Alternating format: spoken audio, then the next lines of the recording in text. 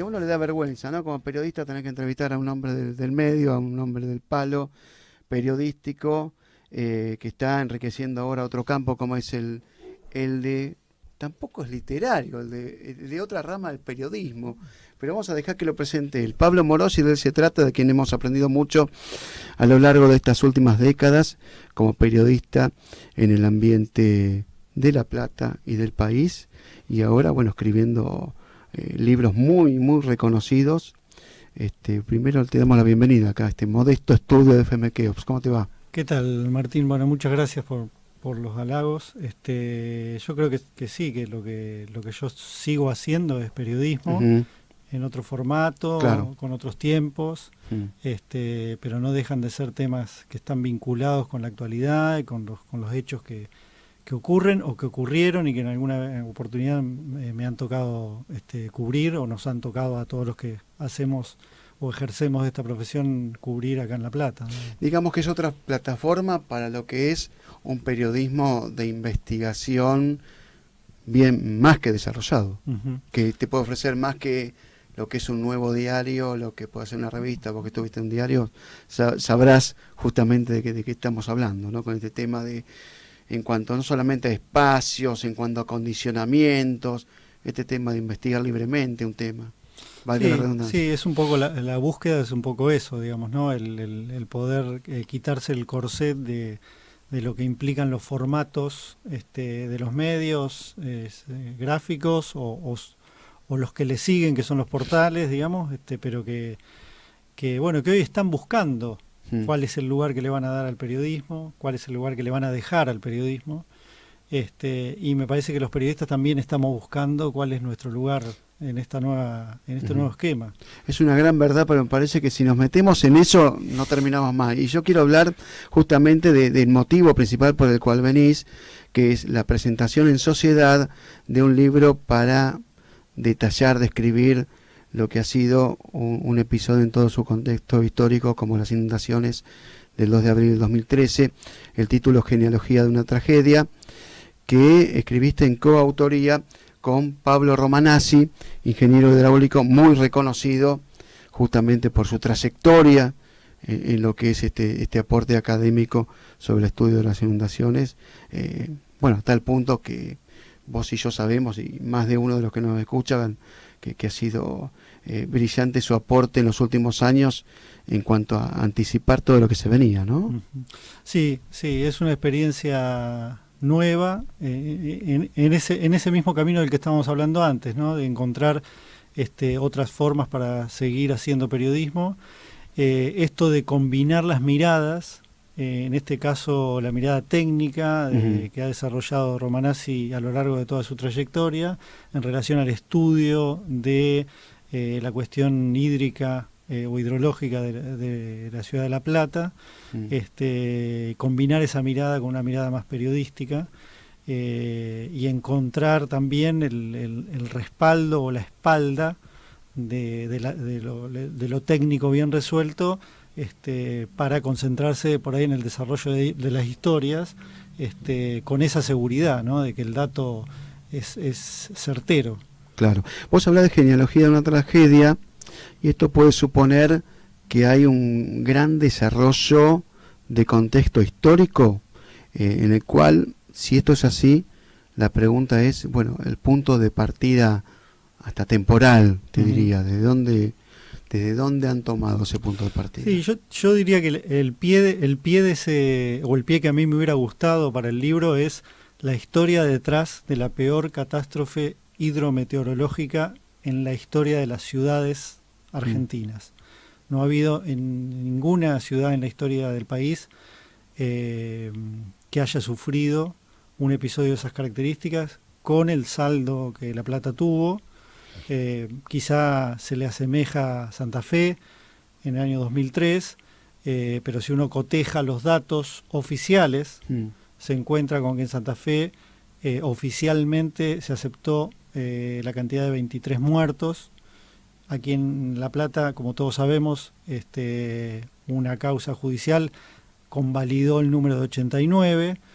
más allá después de tantas discusiones que más hubo, allá ¿no? de todas las discusiones y las Sí. sospechas de que pueden haber sido más, que también existen en Santa Fe, Mm.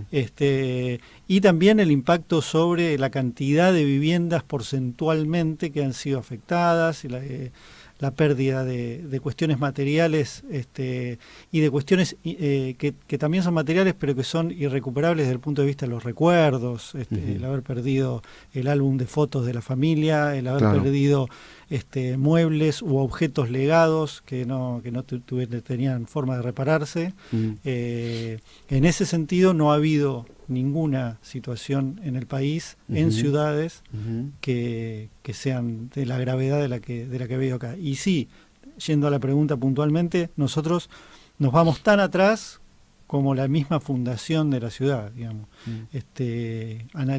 Partimos analizando por qué se decidió el emplazamiento en el lugar, y qué características tenía ese lugar, si es que aportaban elementos de vulnerabilidad, lo que los técnicos llaman vulnerabilidad en relación a la situación hídrica, y efectivamente sí vemos que la ciudad se plantó arriba de 3 arroyos, ¿no? Ajá.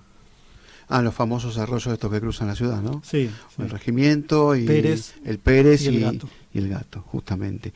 Ahora, la pregunta en ese contexto histórico, vos habrás revisado, si tuviste acceso por ahí, no sé, imagino archivo histórico o algún otro ámbito, el tema de, en una época por ahí donde recién la urbanización empezaba, pese a que La Plata tuvo algunos adelantos, ¿no? Porque creo que fue la primera en tener iluminación eléctrica, pero ¿es para echarle la culpa a Dardo Rocha ya con la elección del lugar?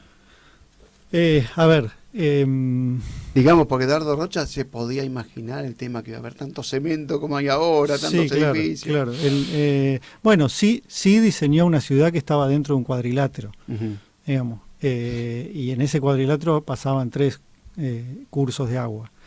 Y no se diseñó, pese a que se diseñaron muchas otras cosas, como los edificios, el eje fundacional, la inteligencia de la organización administrativa y burocrática de la ciudad, los espacios verdes, por eso siempre se habla de una ciudad ambiental, una ciudad verde. Para su época era totalmente de avanzada. Sin embargo, si uno se pone a mirar algunas de las cosas de esa planificación, bueno, el tema de los medios de transporte, los más importantes que había en ese momento, el tren y el barco, digamos, eran las formas más usuales para el transporte de personas y de cosas. Uno mira ya ahí de movida que se diseñó una mega estación de trenes en el corazón de la ciudad, lo que hoy es el pasaje Dardo Rocha. Claro. Se diseñó en 1882 y en 1905 esa estación ya estaba inutilizada, digamos, se había dejado de utilizar porque se habían dado cuenta que el paso del tren por la Diagonal 80 era un trastorno para una ciudad, y un peligro también. Por lo tanto se hizo una nueva estación, se empezó a usar alternativamente la de Tolosa, claro, y luego se hizo la de 1 y 44. Sí. Porque el tren podía descarrilar, el tren no en ese momento, pero más adelante el tránsito hubiera sido imposible, digamos, con un tren entrando por Diagonal 80. Claro, claro. Bueno, se desactivó en 1905 esa estación. Para lo que uno dice es una planificación de una ciudad. No, que tan bien se habla de La Plata con buena prensa, que es la ciudad mejor trazada, que tantas otras cuestiones, acá hay una mancha importante que ha descubierto, sí, ¿no? y con el tema de los barcos también, porque se había diseñado un canal que luego se transformó en la calle 52, que llegaba prácticamente a lo que conocemos hoy como la Plaza de la Policía, mira. en donde había un embarcadero. Hasta ahí llegaba. Y eso se anuló, sí. Interesante. Y eso también se anuló en los primeros años, antes de los primeros 25 años de la ciudad. Bueno, y acá en un resumencito que me han alcanzado, se dice que en el libro se estudian las medidas y omisiones de quienes posibilitaron, tanto a nivel provincial como municipal, lo que desencadenó en esta serie de inundaciones, donde tenemos la de 2013 por obvias razones de los saldos, pero también hubo una seguidilla, por así decirlo, ¿no? De otros acontecimientos como los que sirvieron para adelantar un poco la de 2013, que fue la de 2008, ¿no? Exactamente. Así, digamos, ahí hay promesa de denunciar sin filtro y sin pausa a quien le haya tocado, ¿no? De los funcionarios. Sí, bueno, un poco el título genealogía que uno le remite a lo que son los antepasados o los antecedentes, surge de ahí precisamente, porque nosotros en un momento nos dimos cuenta que lo que estábamos haciendo era nombrar un montón de gente que fue funcionario en distintos lugares, tanto en la provincia como en la municipalidad, en las áreas de hidráulica en el caso provincial, en las áreas de obras en el caso de la municipalidad, que fueron tomando medidas, y en definitiva un pueblo o una ciudad es una gran familia, digamos, claro, ¿no? Entonces son todos esos nombres que han dado cosas favorables o cosas negativas, son los que están contados en la historia, digamos, ¿no? ¿Quién favoreció el avance de desagües y de qué manera? ¿Quién no lo favoreció? Las interrupciones a la institucionalidad en todo el país, pero en La Plata en este sentido afectaron mucho. Ajá. Hay muchos casos de gente que viene con una buena intención y trae un proyecto que queda en el cajón o que termina porque se termina su mandato.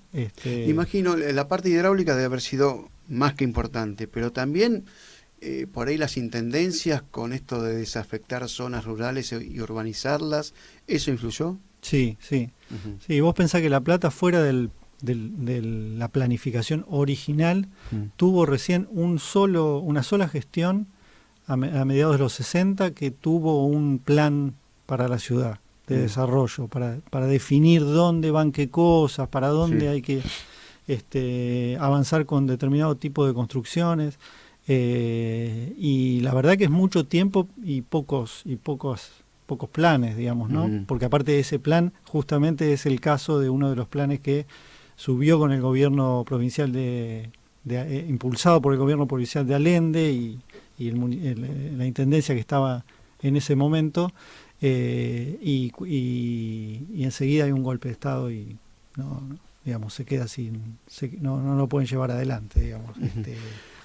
Mientras hacemos descansar un poquito Pablo Morosi, yo quería un poquito preguntar por este tema, que si vos un poco haces una especie de compilación, relato ampliado, estudio de lo que fueron una serie de omisiones recurrentes, como bien lo estás planteando, ¿hay alguna que salga por encima del promedio, por así decirlo, que se destaque, decir, bueno, si no se hubiera cometido este error a partir de un caso de un intendente, de un gobernador, tal vez estaríamos hablando de otro panorama? Hay algo en lo que lamentablemente incurrieron todos los gobernantes, que es en la omisión de reconocer que la ciudad de La Plata es una ciudad inundable.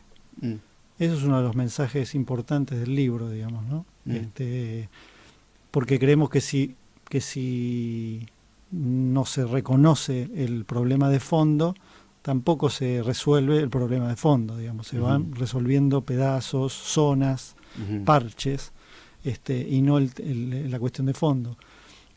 Así dicho, es una cosa bastante complicada, digamos, ¿no? Es muy difícil eso es entendible para un gobernante decir, miren muchachos, acá es donde estamos viviendo todos, es un lugar que nos inundamos. Claro. Ahora, el libro tampoco quiere tampoco busca dejar un mensaje fatalista. Lo que el libro dice es, partiendo de ese reconocimiento, es necesario adaptar la ciudad. Y adaptar la ciudad es con obras, pero también es con otras cosas, digamos, que no son necesariamente obras y que tienen que ver, por un lado, con cuestiones educativas o formativas para la comunidad. Hoy ninguno de ni nosotros que estamos hablando acá, ni los que están escuchando, tienen la menor idea de si se produce una inundación igual a o semejante a la de cómo 2 de gestionar abril, un plan de evacuación. qué es lo que tienen se que habla hacer. Siempre, sí. Si tienen que salir, si no tienen que salir, si tienen que llamar a alguien, si tienen que ayudar a alguien, si conviene salir hacia la derecha o hacia la izquierda, si lo mejor es, no sé, lo que Algunas fuera. fuentes han comentado alguna vez que por ahí esos planes están, pero el solo hecho de decir, voy a anunciar este plan de evacuación en una ciudad tan sensible, con platenses tan sensibles, van a decir, pero ¿cómo? ¿Nos vamos a inundar pasado mañana? ¿Que estás hablando de un plan de evacuación? Entonces el huevo y la gallina. ¿Cuándo Sí. anunciamos y cuándo tenemos el contexto de escucha suficiente como para poder anunciarlo? Sí, sí, yo creo que es... Y ataca la sensibilidad política, ¿no? Totalmente. De un gobernante también. Totalmente. Yo no digo que sea fácil, digo que es algo que hay que hacer. No hay muchas vueltas.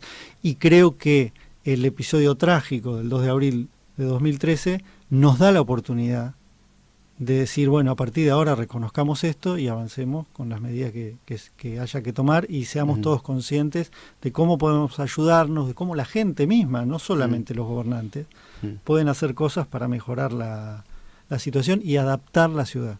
¿Hasta dónde llegan con la investigación? Es decir, desde Dardo Rocha hasta, no sé, los primeros años de Garro o los últimos de Pablo Bruera y del gobernador Scioli. No, llega hasta la actualidad, llega, hay incluso comentado el primer episodio hidrometeorológico que sufrió la gestión de Garro, la gestión actual, que justo coincidió con un mega recital de los Rolling Stones. Sí. Y bueno, se vivieron en ese momento, no llovió tanto como se esperaba, pero se vivieron momentos de zozobra porque hubo que pensar qué hacer con 50.000 o 60.000 personas en la calle, en un recital. En el momento, el pico de la lluvia estaba previsto para el momento de la salida del show, y bueno, eso por suerte cambió un poco, pero le planteaba al gobierno una serie de cuestiones que tenía que resolver: extender el recital, suspenderlo, no sé, organizarlo de otra manera, claro. Y todo eso también era dinero. Sí, porque claro. No es fácil cambiar Seguro. esas cosas. Seguro. Vos sabés que tengo tan presente lo del 2013 que esto de contar de los Rolling Stones ni lo tengo registrado. Debo tener algún problema en la memoria. Aparte no sé si fue tan destacado por los medios en su momento. No, porque no pasó nada. Pero decir, la noticia de que no pasó nada. Claro, pero que estuvimos medio como con los dedos cruzados. Digamos. Eso daba para una crónica aparte, el día que estuvimos a punto de un desastre. Porque lo que hay que pensar también es que el estacionamiento que está previsto para los autos, no el de adentro del estadio, sino todos los alrededores, son lugares que se inundan. Claro. Entonces, imagínate lo que era un recargado de autos que si llegaba a un nivel del agua empiezan a flotar. Un desastre. No, aparte la 25 ha sido famosa en aquellos episodios de 2013 por tener una generosa, por así decir, cantidad de autos que flotaban y demás. El libro, entonces, Genealogía de una tragedia, no intenta ser solo una crónica de ese fatal episodio del 2 y 3 de abril del 2013, sino toda una síntesis histórica que deriva en el 2 de abril y analizan ese contexto histórico porque se llegó hacia donde se llegó. Claro. ¿No? Lo que intenta es responder la pregunta de por qué ocurrió y, mejor dicho, responde la pregunta de por qué ocurrió, de cuáles eran los fundamentos del problema que La Plata tiene y cómo se fue agravando a medida que pasaron los hechos con la acción del hombre. O sea, La Plata tiene, por su lugar de emplazamiento, una situación de vulnerabilidad natural de origen. Que la acción del hombre la fue agravando. El crecimiento de la ciudad o el derrotero, digamos, de la evolución de la ciudad lo ha ido agravando, ha quitado espacio para la absorción, ha metido mucho cemento, ha metido cemento donde no debía que meter. Impermeabilizaron la ciudad, digamos, en muchas zonas. Ha permitido el asentamiento de barrios en la vera de los arroyos, que son lugares que tienen que estar despejados. Claro. ¿El tema de los invernaderos influyó mucho? El tema de los invernaderos influyó y sigue influyendo porque sigue creciendo. Es una técnica que obviamente Dardo Rocha no sabía que iba a existir. No sabía. ¿De qué me están hablando? Dice Don Dardo, justamente. Bueno, pero es importante eso. Uno de los orígenes del libro, de la inquietud de escribir este libro, tenía que ver con que nosotros veíamos que, por un lado, todo lo que se había escrito estaba muy, muy asociado al al hecho del 2 de abril y a lo que pasó después, ya sea por el tema de los muertos, cómo se había manejado. Yo quiero destacar, si me permitís, también una inserción para un amigo, un colega, que es Martín Soler, a quien hemos entrevistado por un libro que enfoca lo que vos decís, lo episódico, ¿no? Claro. No lo que ustedes han elaborado. Entonces nosotros pensábamos que eso ya estaba cubierto. Había un libro que es una gran iniciativa de los vecinos de la asamblea del Parque Castelli, sí, que me parece que es genial, que digamos que comunitariamente se produzcan esos, elaborar, digamos, en función de lo que ocurrió, en base a testimonios, en base a investigación, porque también intentaron buscar antecedentes y qué sé yo. Entonces, pero nos parecía que del 2013 para atrás era una forma de traer nueva información para complementar eso que ya existía, digamos, como tratamiento. Digamos que los platenses, no solamente por ser platenses, sino por lo que han sufrido, se merecía una explicación lo suficientemente amplia, ¿no? Como para por lo menos poner una respuesta a la historia. Sí, ¿no? También tenemos la ventaja del tiempo, ¿no? Los libros que se han escrito anteriormente están todos, los 4 libros que yo conozco por lo menos están editados en 2014, al año siguiente de la tragedia, y nosotros tenemos una perspectiva de 5 años que permitió mirar de otra manera, que también de otra manera, ¿no? sí, cambian los gobiernos, se abren cosas que antes estaban cerradas, digamos, hay una posibilidad de meter un poco el dedo un poco más, ¿no? Bueno, genealogía de una tragedia, Inundación de La Plata, del 2 de abril del 2013, hecho en coautoría, así se dice, entre Pablo Morosi y Pablo Romanazzi. Vamos a pasar el chivo para el final, lo dejamos para el final. ¿Esto cuándo se presenta? ¿Qué hora? ¿En dónde? Esto se va a presentar el martes 27 de marzo en el Centro Cultural Islas Malvinas a las 18:30. Y bueno, la idea es un poco contarles todos los pormenores de esta investigación, escuchar las inquietudes, las preguntas, mostrarles también todo un archivo fotográfico que hemos recopilado de viejos diarios de época que muestran esto que nosotros decimos, digamos, de que el problema de La Plata es un problema que viene desde el principio. Y bueno, nada, y de alguna manera también conmemorar esa fecha y honrar a las víctimas, ¿no? Perfecto. Bueno, Pablo Morosi, muchísimas gracias. También el reconocimiento para Pablo Romanazzi. En la coautoría de este libro, entonces vamos a reiterar, se va a estar presentando el martes 27 de marzo en el Centro Cultural Islas Malvinas,